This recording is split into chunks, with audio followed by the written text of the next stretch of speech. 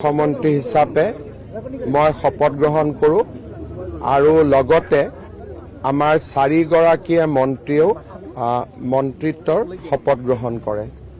আমি সকলোৱে জানো যে আধুনিক অসমৰ ৰূপকাৰ আৰু আধুনিক অসমখন নিৰ্মাণৰ বাবে অসমৰ সুৰক্ষা আৰু বিকাশৰ কাৰণে ভাৰত ৰত্ন লোকপ্ৰিয় গোপীনাথ বৰদলৈ ডাঙৰীয়াই জীৱন জুৰি সাধনা কৰিছিল, সাগৰ সমান বৰঙণি আগবঢ়াইছিল।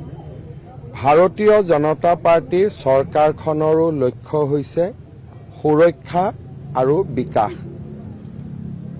স্বাধীনতাৰ প্ৰাকখনত আৰু স্বাধীনতাৰ ঠিক পৰৱৰ্তী সময়ত ভাৰত ৰত্ন লোকপ্ৰিয় গোপীনাথ বৰদলৈ ডাঙৰীয়ায়ো অসম আৰু অসমীয়াৰ সুৰক্ষা আৰু বিকাশৰ বাবে কাম কৰিছিল।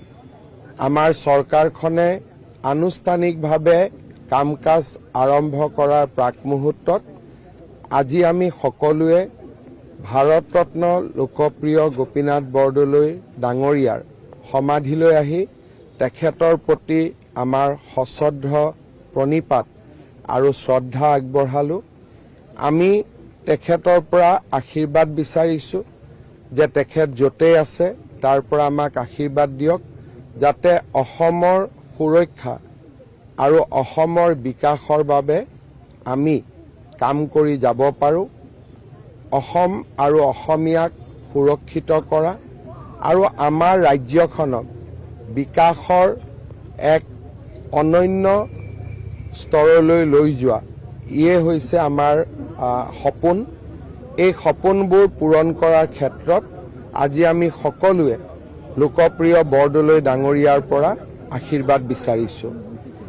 আজি আমাৰ 2টা বজাত অসম চৰকাৰৰ প্ৰথম কেবিনেট বৈঠক আৰম্ভ হ'ব, অৰ্থাৎ কাৰ্যত আজিৰ পৰাই চৰকাৰখনে কাম আৰম্ভ কৰিব।